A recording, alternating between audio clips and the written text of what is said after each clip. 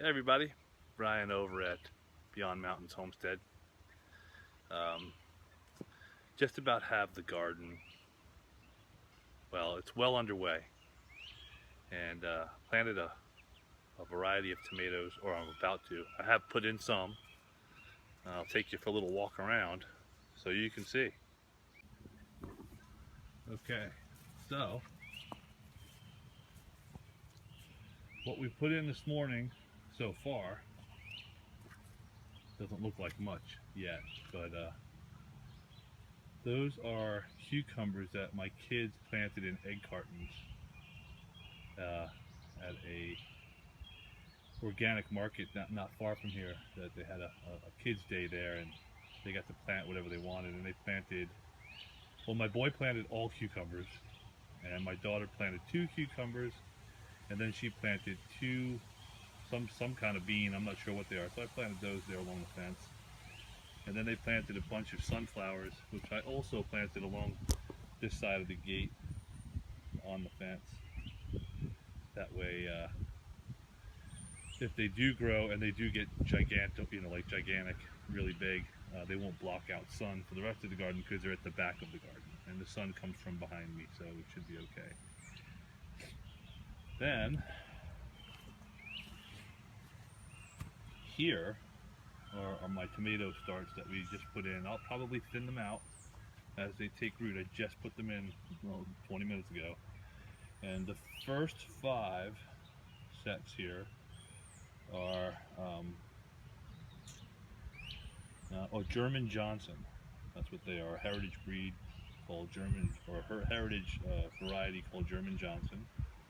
And then the next 5 are, I don't know if these are heritage or not, I can't remember, but they're called Super Lakota. So we'll see how they do. Now I have over here, I haven't taken them out of the pots yet, or separated them, but what I have here is, part of my hand, I can't remember. Alright, so these front 5 are black cherry tomatoes, and then on the back side, I can't hardly get these turned around without breaking them. Oh, there it goes. These are coyote cherry tomatoes. I don't know what that means, but we'll find out. And these up here, alright, so the front 5 here are their Romas. Couldn't have a garden without Roma tomatoes in it. And on this side, boy, these are soaked. This is jelly bean. These are jelly bean grape tomatoes, and they're going in today as well. And like I said, I already planted beans along that little bean trellis there that we put in, or I put in. So there's some pole beans there, and then about 18 inches out, they're just starting to come up, are some, you'll never see them, but they're coming up, trust me, are some bush beans. Then, now these you may be able to see now. There's a row, I don't know if you can see them just coming up, but there's a row of parsnips. And then there's a row, I might even be off a little bit here. Over here, I think, are the turnips, and you can see they're really coming up through there.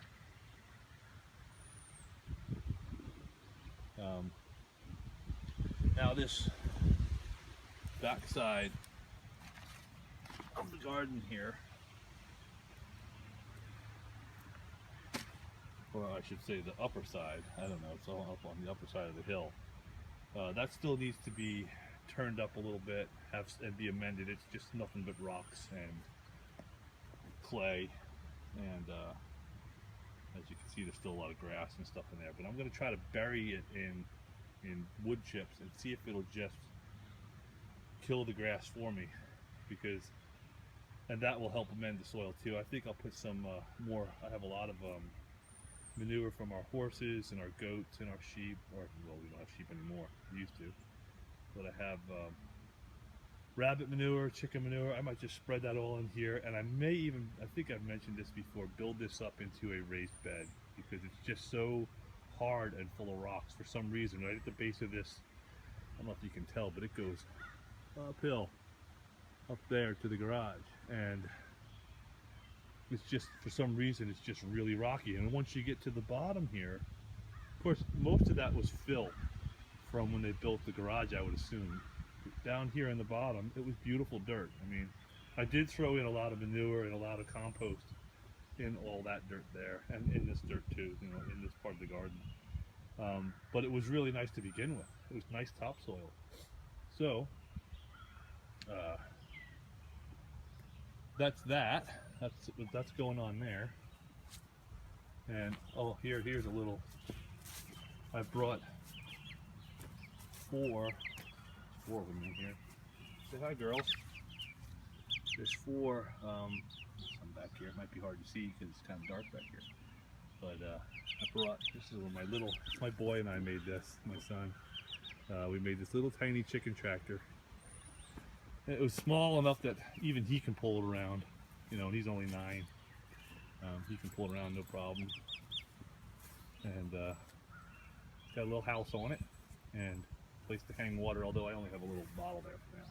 But anyway, these are black. Oh, I'm going to mess this up, I know it. Black Australarps.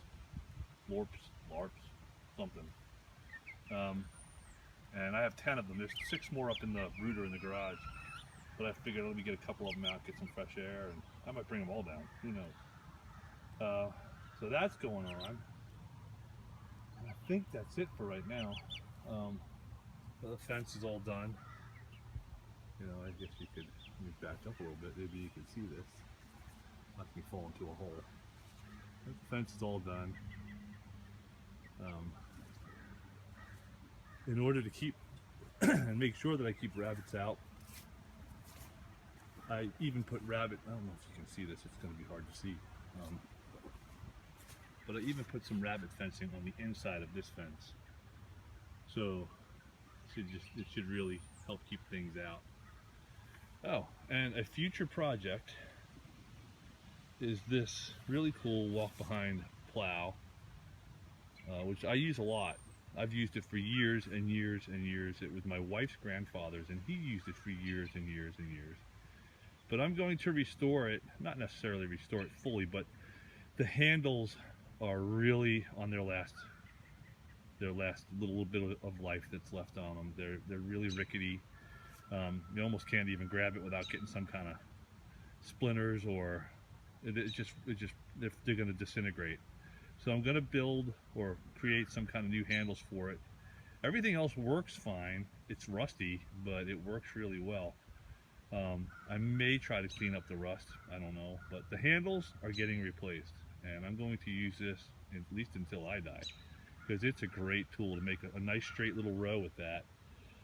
It's just got a little plow on the bottom, and what I'm going to try to find out and search out is if I can find a little, because I know you can get them, a little cultivator that I can go between the rows and just weed the rows with them, with that little guy. It's a pleasure to use. It just cuts right through everything, and it's also very you know, there's a lot of just great old memories of her grandfather that and he was a great, what a farmer he was. He was a great man. He had a garden the size of my whole property probably, that was corn and strawberries, every kind of vegetable you could think of, and he would grow all kinds of oddball stuff, and it would always grow. He could stick a piece of wood in the ground and it would come up a tree. So anyway, that's going to get restored, and I think that's it. I think that's where we're going to end this one. Oh, here, I'll just give you a quick peek. It's a real weedy mess down here. This is all going to get taken care of. I hope I'm not making you all dizzy. With this little blueberry bush, and there's another one just beyond it at the other end of this garden. They are polluted with blueberries now. They're not ready yet, but I have some poultry netting I'm going to cover them up with, and keep the birds off, because I don't think we got but 18 blueberries last year because the birds got to them before we did.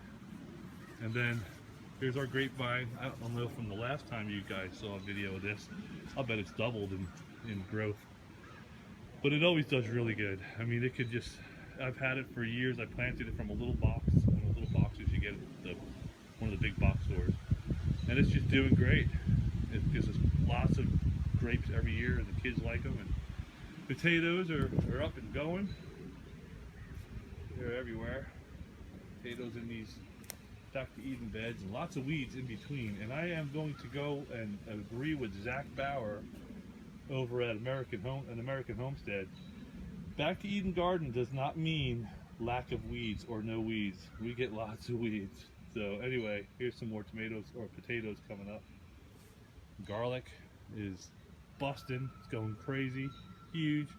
Up to my, I mean, I could hold some of these stalks up, and they are nearly to my shoulder, and I'm 6'1", so they're really busting.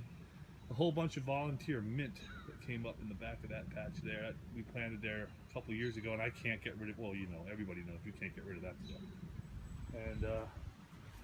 And this rose bush, there's a pretty little like tea rose or something. I mean, I can hack that back to practically nothing, and it comes back year after year. And that came with this house. It was here when we moved in, and it's been here for 15 years, and it still puts on some gorgeous, beautiful roses. Cute little tea roses. I really like them. And I know Cody from Wrangler Star would have a canary if he saw that hanging on my barn. But, hey, it looks good on the barn. I'll just use a chainsaw.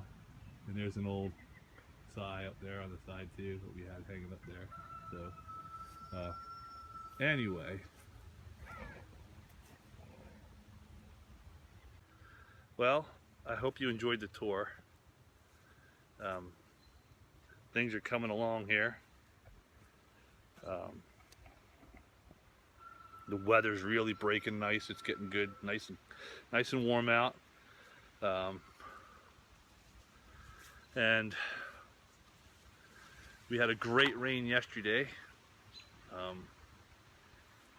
Really saturated the garden. In fact, it was all I could do to walk in it this morning. I almost lost my boots in the mud. So anyway, that's it for now. Have a great day. Brian from Beyond Mountains Homestead. See you soon.